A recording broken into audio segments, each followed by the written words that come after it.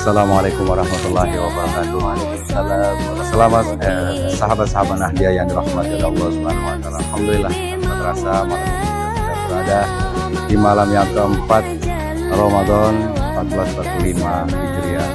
Dan alhamdulillah syukur malam ini kegiatan safari Ramadan yang dilaksanakan oleh pemerintah desa serta bekerja sama dengan BPD dan Nahdlatul Ulama Jaya kembali berjalan, dan kali ini kita berada di Musola Nurul Iman dan saya saat ini bersama salah satu imamnya. Ikuti perjalanan kami dalam safari Ramadan kali ini, semoga kita semuanya mendapatkan keberkahan di bulan suci Ramadan ini. Amin ya rabbal alamin. Wallahul muwaffiq ila aqwamit thoriq. Assalamualaikum warahmatullahi wabarakatuh.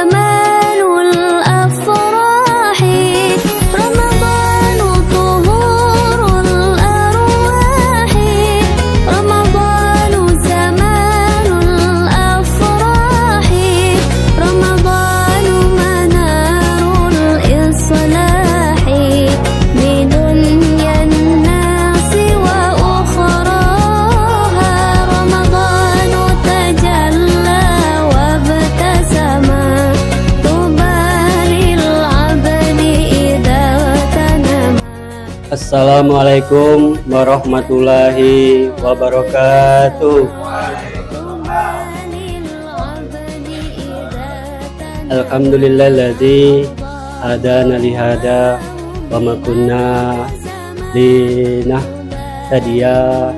laula an hadanallah. Asyhadu an la ilaha illallah wahdahu la syarikalah wa asyhadu anna Muhammadan abduhu wa rasuluh la nabiyya ba'da. Genap pimpinan Rijalur Ansor, PAC Ansor, sahabat Banser yang sempat hadir dan yang kami muliakan dan yang kami hormati, bapak-bapak, ibu-ibu, saudara sekalian, jamaah sholat Isya Tarawih dan dilanjutkan dengan sholat witir. Izinkan kami memandu acara safari Ramadan pembukaan, yang kedua sambutan-sambutan, yang ketiga ceramah agama atau kultum, yang keempat doa, dan yang terakhir penutup. Yang pertama akan disampaikan oleh Takmir Musola Nurul Iman kepada Bapak Haji Abbas. Dengan segala hormat kepadanya kami persilakan.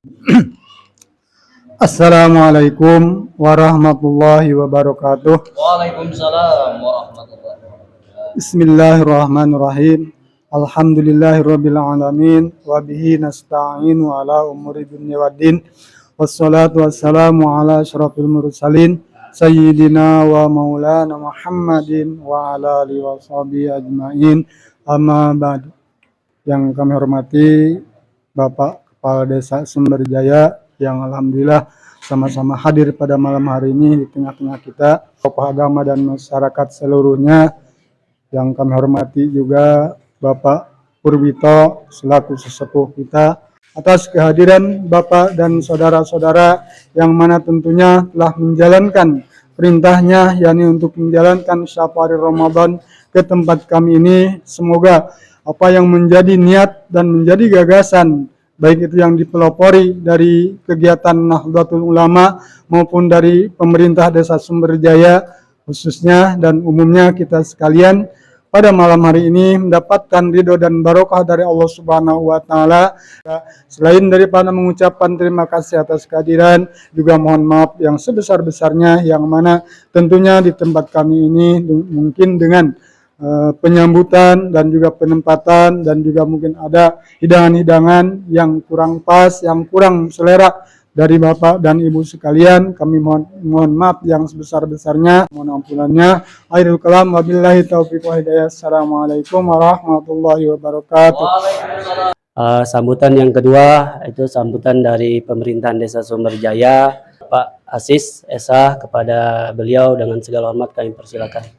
Assalamualaikum warahmatullahi wabarakatuh. A'udzubillahiminasyaitonirrajim. Bismillahirrahmanirrahim.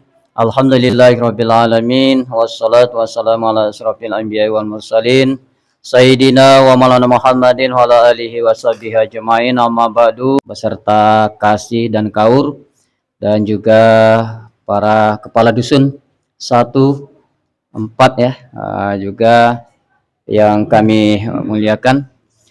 Tak lupa juga di sini ada Kades 3 juga ya. Hadir juga Ketua BPD beserta anggotanya ya. Juga Rois Surya Nahdlatul Ulama ya, Ustadz Muhajir, Ketua Nahdlatul Ulama juga Cak Wahid ya, beserta seluruh anggota. Kami pertama-tama mengucapkan terima kasih tentunya kepada pengurus Mushola Nurul Iman yang alhamdulillah sudah berkenan menerima datang kami. Bapak Ibu yang dimuliakan oleh Allah Subhanahu wa taala. Selanjutnya yaitu mohon maaf tentunya yang mana khususnya kepada Mushola Nurul Iman Jamaah. Kedatangan kami tentunya yang mana biasanya selesai tarawih witir yaitu pulang ke rumah istirahat, namun kali ini mungkin tersita waktunya ya, tapi tidak lama tentunya. Bapak Ibu yang dimuliakan oleh Allah Subhanahu wa taala, tentunya pada kesempatan yang berbahagia ini juga kami mengajak kepada bapak-bapak dan ibu-ibu sekalian, marilah kita bersama-sama bergembira menyambut bulan suci Ramadan ini, yang mana alhamdulillah kita masih diberikan umur panjang.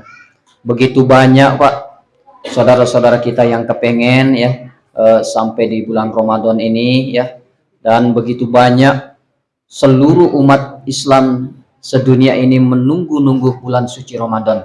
Nah, mari jangan kita sia-siakan ya, kita pergunakan untuk sebaik-baiknya ya dalam beramal ibadah. Mungkin selama 11 bulan ini kita banyak berbuat tentunya hal-hal yang tentunya mungkin dilarang oleh Allah Subhanahu wa taala. Inilah kesempatannya kita meminta taubat kepada Allah Subhanahu wa taala. Ini mungkin ya, mewakili segenap seluruh jajaran Safari Ramadan ini. Bila mana ada tentunya kesalahan di sana sini, kami mohon maaf yang sebesar-besarnya. Kepada Allah kami mohon ampunannya. Billahi taufiq wal hidayah. Wassalamualaikum warahmatullahi wabarakatuh. Acara yang selanjutnya yaitu acara ceramah agama atau Maulidatul Hasanah yang akan disampaikan oleh guru kita, beliau Bapak Ustadz Purwito, Sarjana Pendidikan Islam. Kepada beliau dengan segala hormat kami persilakan. Assalamualaikum warahmatullahi wabarakatuh. Waalaikumsalam warahmatullahi wabarakatuh. Bismillahirrahmanirrahim. Alhamdulillahirabbil alamin. Wa bihi nasta'inu ala amri dunya waddin. Wassalatu wassalamu ala sayyidil mursalin. Subhanaka la ilma lana illa ma 'allamtana innaka antal alimul hakim. Yang terhormat Bapak Kepala Desa beserta staf dan jajarannya yang tidak bisa saya sebutkan satu persatu. Yang saya hormati Ketua Pengurus Mushola Nurul Iman, ingat saya Nurul Ihsan, para alim, para ulama yang hadir pada malam hari ini, Ustadz Amantubillah, Ustadz Wahid Rosidin, Pak Kiai Muslih, kemudian para tokoh agama yang lainnya yang tidak bisa kami sebutkan satu persatu. Mudah-mudahan diberikan kesehatan, diberikan umur panjang, dan dimudahkan dalam dakwahnya. Dan tak kalah pentingnya, para hadirin jamaah sholat tarawih mudah-mudahan dimuliakan oleh Allah SWT. Alhamdulillah, syukur kami panjatkan kehadirat Allah SWT karena kita masih dipertemukan lagi dengan bulan Ramadan. Mudah-mudahan bulan Ramadan tahun ini bisa lebih membawa berkah kepada kita semua. Amin ya rabbal alamin. Capek ya Pak ya? Iya, saya sendiri juga merasa, dan itu sudah resiko kita bersama. Kenapa kita bilang resiko? Jauh hari sebelumnya, mulai bulan Sya'ban, kalian mohon kepada Allah, ya Allah berikanlah berkah di bulan Sya'ban dan bulan Rajab dan bulan Sya'ban, sampaikanlah pada bulan Ramadan. Minta disampaikan pada bulan Ramadan, artinya ada sesuatu yang ingin kita perbuat. Kalau hanya minta-minta dipanjangin umur sampai bulan Ramadan, setelah bulan Ramadan tidak ngapa-ngapa, kata malaikat, lah lo kemarin ngapain, kan gitu.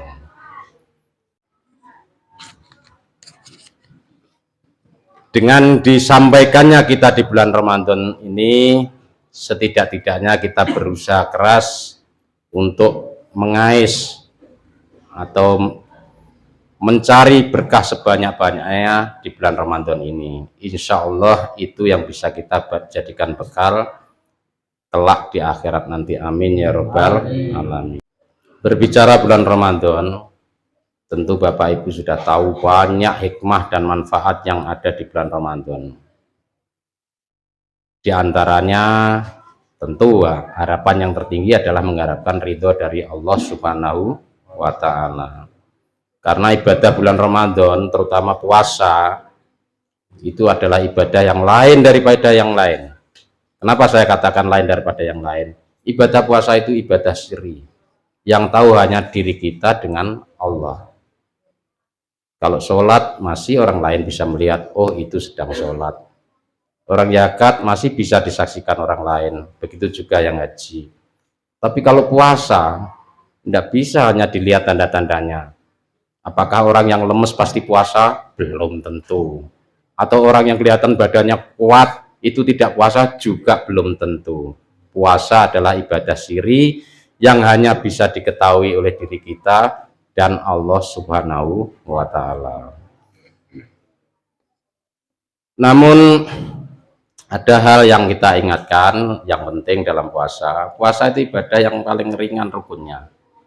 Cuman dua Bapak Ibu. Satu adalah niat. Niat itu harus di malam hari, kecuali kalau puasa sunnah. Olehnya puasa Ramadan ini termasuk puasa wajib, niatnya harus dilakukan di malam hari. Maka beruntung bagi orang-orang yang ngikut sholat tarawih, insya Allah tidak bakal lupa. Karena biasanya setelah sholat tarawih, imam ngajak niat bareng-bareng. Permasalahannya ketika kita tidak sholat tarawih kemudian lupa, bagaimana? Batasnya malam ya sebelum subuh. Habis isya belum niat, tidur, pas sahur itulah kita niat. Kalau tidak niat berarti kita ketinggalan rukun. Lain kalau puasa sunnah seperti yang wajib-wajib, puasa yang wajib-wajib itu termasuk Ramadan, kemudian puasa nadar. Nadar itu membayar apa ya? Janji dengan Allah. Nanti biasanya diikuti dengan suatu keberhasilan. Nanti kalau saya ini akan puasa. Nah, itu namanya nadar itu. Nah, ketika orang puasa nadar, besok mau puasa nadar harus malamnya, karena itu termasuk wajib. Lain kalau sekedar puasa Senin Kemis biasa, malam tidak niat, pagi kebetulan tidak ada sarapan dan belum ngopi, ya sudah niat pagi itu insya Allah tidak masalah. Yang kedua, ya so'im itu sendiri dalam artian menahan. Apa sih yang ditahan? Makan, minum, nafsu, mulai dari terbit fajar sampai terbenamnya matahari. Masih puasa sampai sekarang?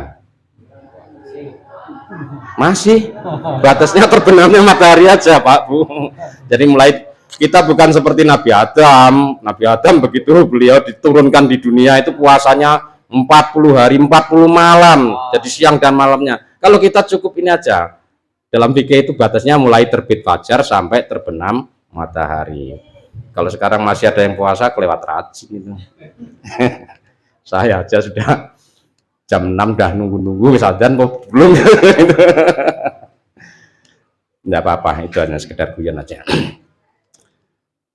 Bapak Ibu yang saya hormati, kita bahas yang ringan-ringan aja. Esensi dari puasa itu sendiri sebetulnya adalah menahan nafsu. Kalau yang umumnya ya makan, minum, tapi kadang-kadang kita itu tidak sadar, di dalam fikih kan yang dilarang nggak boleh makan, nggak boleh minum. Ya, nafsu itu bisa merusak puasa kita, bahkan kalau sampai berakibat pada dosa besar, bukan lagi rusak, bisa membatalkan puasa juga. Nah, di sini kami akan menyampaikan hal yang sebetulnya itu termasuk dosa besar, tapi sering tidak kita sadari. Apa itu? Dosa yang diakibatkan oleh lisan, atau dosa yang diakibatkan oleh mulut. Yang pertama adalah ghibah. Ngerti ghibah? Bukan apa, gabah. Kalau ghibah itu adalah apa ya? Iya, ngomongin orang atau menceritakan keburukan orang lain. Apa dalam hadis ghibah itu? Al ghibatu asyaddu minal zina. Ghibah itu lebih kejam atau lebih jahat daripada zina.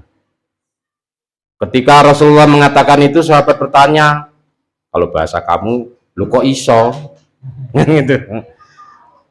Lalu Rasulullah menjelaskan, karena kalau zina, seorang laki-laki ketika zina begitu bertobat, Allah akan mengampuni dosanya. Tetapi orang yang melakukan ghibah, dia tidak akan diampuni sebelum mendapatkan ampunan atau belum mendapatkan maaf dari orang yang diceritakan tersebut. Na'udzubillahi min dzalik. Memang di era modern ini bisa dikata tidak terlalu sering sih mulut bicara, tapi yang sering malah tangan. Ngerti maksudnya? Ya, itu juga sama itu. Mulutnya diem, tapi tangannya ketak-ketik kirim di Facebook. Itu juga termasuk ghibah. Soalnya yang saya lihat Facebook sekarang dengan zaman tahun 2005 dulu ya, saya ingat dulu tuh belum ada sinyal seperti sekarang ini. Butuh sinyal aja harus pakai antena itu. Dan Facebook tidak bisa diakses melalui HP, harus pakai komputer. Itu isinya bagus-bagus itu ya. Yang dokter share masalah pengalaman dokternya, yang ulama share masalah ilmu ulamanya. Lah sekarang Facebook itu begitu saya intip ada 3. 1, pamer makanan. Yang kedua curhat. Yang ketiga mengumpat. Iya, hati-hati. Iya, share makanan masih mending lah ya, atau share kegiatan masih mending. Alhamdulillah lagi sholat tarweh, lah kok bisa-bisanya ngirim Facebook ya, saya heran juga tuh. Tapi lumayan, paling tidak dia pasti deket orang tarweh. Lah yang bahaya tadi yang menceritakan keburukan orang, Bahkan ada juga yang pernah saya baca itu bukan keburukan orang lain, keburukan keluarga sendiri. Nah, ketahuilah Bapak Ibu, akun Facebook itu, kenapa saya bicara Facebook? Masalahnya ini lagi demam Facebook ini. Akun Facebook itu yang bisa login, yang bisa masuk adalah orang yang tahu password Facebook itu sendiri. Pertanyaannya, kalau ketika kita melakukan atau upload yang bagus, insya Allah jadi amal jariah. Ngirim doa dan lain sebagainya, yang cerita-cerita yang mengandung hikayah, yang mengandung manfaat, insya Allah dapat amal jariah. Sebaliknya, kalau kita upload sesuatu yang membuat orang lain ikut panas atau membuat orang lain ikut terpancing, ikut mencaci, itu bukan amal jariah, jadi dosa jariah. Syukur-syukur kalau sebelum meninggal sudah sempat kita hapus. Lah kalau sampai meninggal belum sempat kita hapus, siapa yang bisa menghapus? Orang lain masih baca terus, orang lain masih baca terus.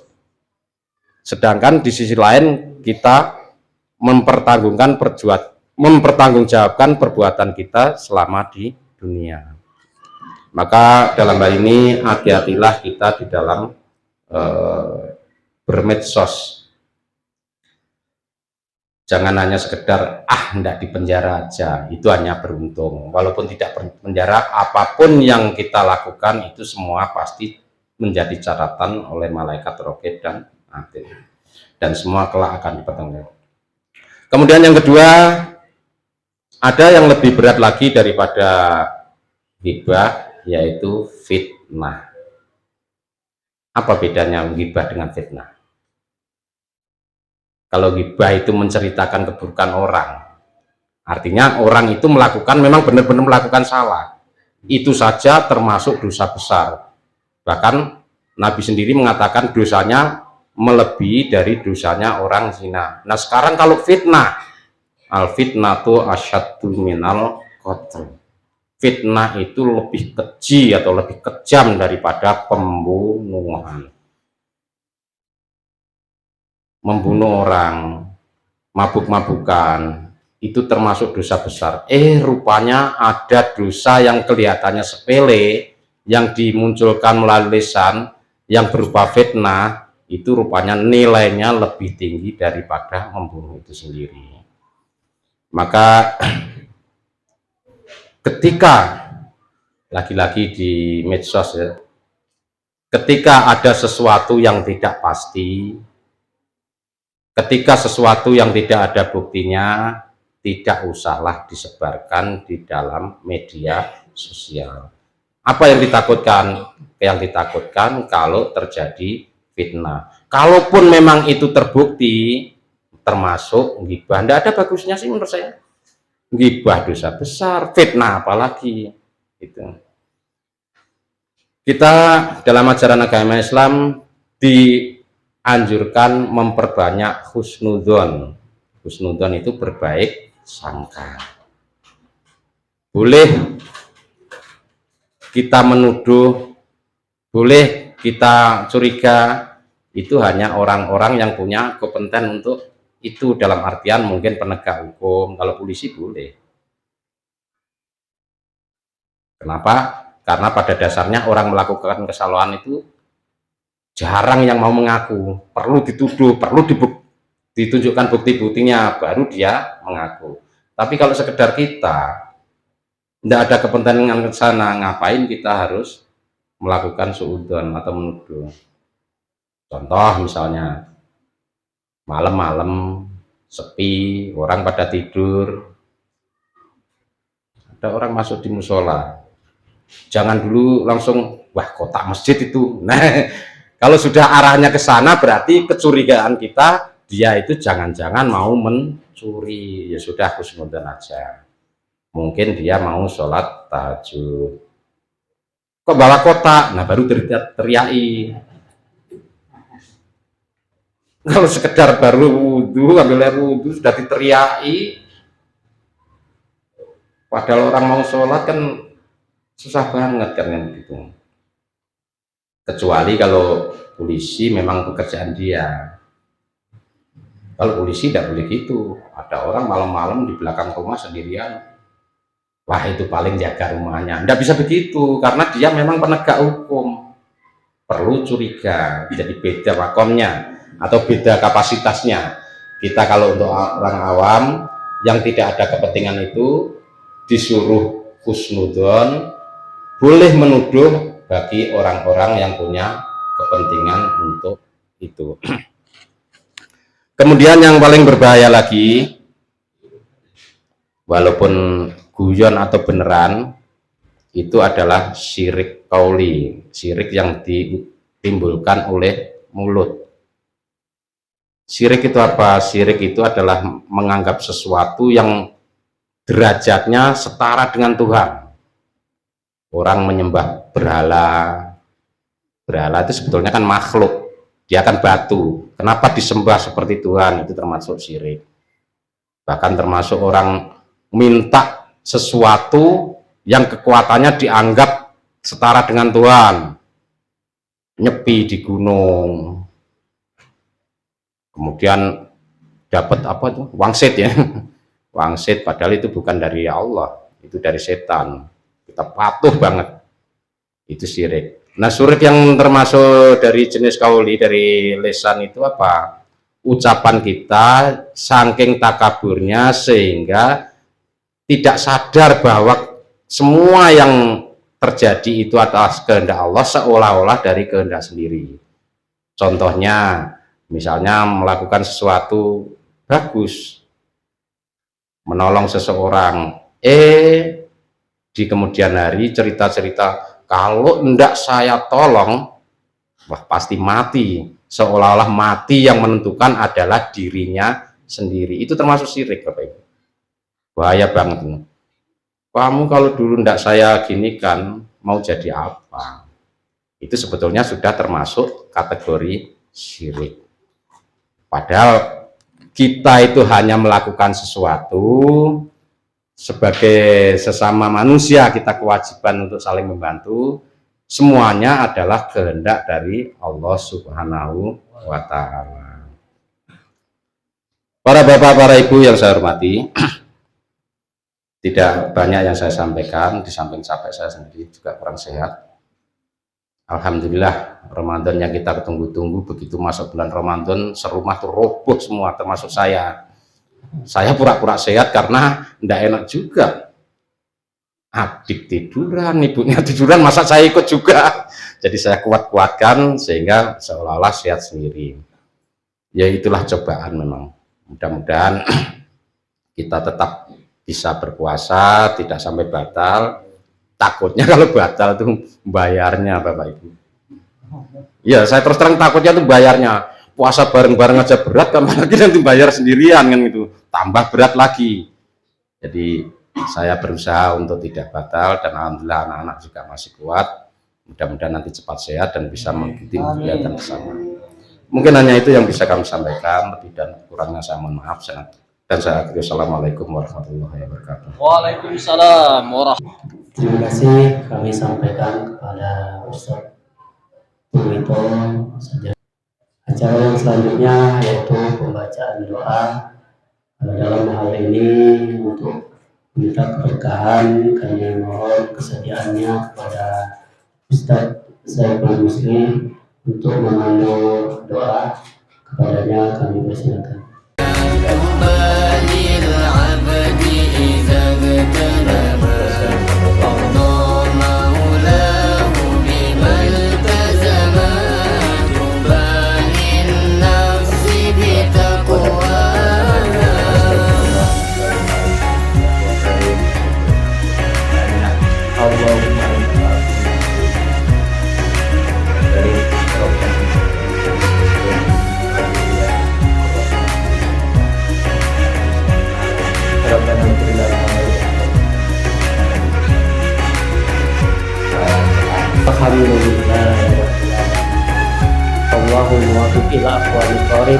Assalamualaikum warahmatullahi wabarakatuh. Alhamdulillahirabbil alamin. Sahabat Nahdiyah yang dirahmati oleh Allah Subhanahu wa Ta'ala. kegiatan Syafari Ramadan, pemerintah desa dan BPD bekerja sama dengan Ranting Nahdlatul Ulama Desa Sumberjaya baru saja berakhir di Mushola Nurul Iman, dan alhamdulillah jamaah mengikuti kegiatan ini dengan penuh antusiasme dan penuh kekhusyuan. Semoga keberkahan bulan Ramadan ini senantiasa menyertai kita semuanya. Amin ya rabbal alamin. Sahabat Nahdiyah yang dirahmati oleh Allah, sahabat-sahabat juga bisa ikut membantu membesarkan channel NU An-Nahdiyah dengan cara memberikan like dan subscribernya di channel YouTube NU An-Nahdiyah. Semoga itu menjadi lahan pahala bagi kita semuanya. Sampai ketemu kembali di safari berikutnya. Wallahul muwaffiq ila aqwamit thoriq. Assalamualaikum warahmatullahi wabarakatuh.